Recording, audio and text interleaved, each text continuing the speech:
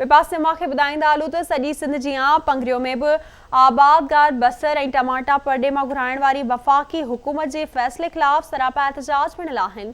इन हवाले सां रिपोर्ट करे रहियो आहे अली गुल खोसो।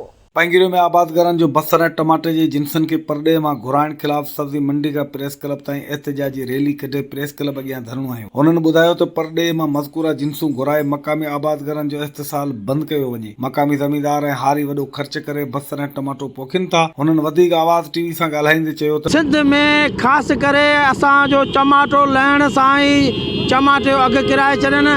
ॿाहिरिनि मुल्कनि खां टमाटो घुरायो अथनि। सिंध सां ज़ुल्म छो पिया कनि? जे घुराइणो हो जंहिं टाइम ते टमाटो जो लथल ई न हो तॾहिं ईरान खां घुराईंदा।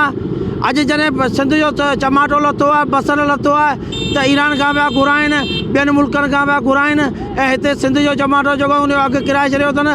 माण्हुनि करोड़े रुपया ख़र्च करे फसल पोखिया आहिनि, उनजो उन्हनि खे इजारो त काई शइ कोन मिली आहे। जॾहिं हीउ आबादगार ॿाहिरि निकितो आहे त ॾिसी सघो त लाज़मी तमामु घणो मजबूर थी निकितो आहे। उनजी मजबूरी हिकु त पहिरीं उन्हनि खे जेका हालिया बारिशूं हुयूं उन्हनि तबाह कयो।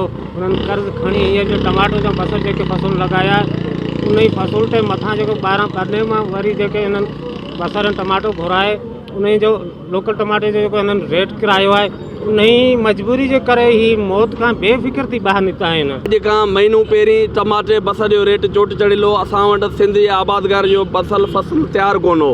जॾहिं सिंध जो फसल हींअर असांजो सिंध जो आबादगार भाउरनि जो फसल जॾहिं तयारु थियो तॾहिं ॿाहिरि खां टमाटा घुराए असांजे आबादगार भाउरनि जे बचनि सां जेका दुश्मनी कई पई वञे, असीं महिरबानी करे पाकिस्तान गवर्नमेंट खे चीफ जस्टिस साहिब खे अपील था कयूं महिरबानी करे फौरन नोटिस वठनि ऐं ॿाहिरि खां ईंदड़ टमाटो बसर बंदि कनि। हिननि चयो त लाड़ पट्टी में एतिरो टमाटो आहे जो हिते जा आबादगार पंहिंजे मुल्क समेत ॿाहिरनि मुल्कनि खे बि मोकिले सघनि था, पर वफ़ाक़ी हुकूमत जी नाहिली सबबि वेतर आबादगार नुक़सान खाई रहिया आहिनि। हिननि आला इख़्तियारनि खां घुर कई त परॾेही टमाटो बंदि करे हिते जे आबादगारनि खे मुआशी कंगालपणे खां बचायो वञे। कैमरामैन आसिफ अली वेड़ो सां गॾु अली गुल खोसो, आवाज़ टीवी न्यूज़।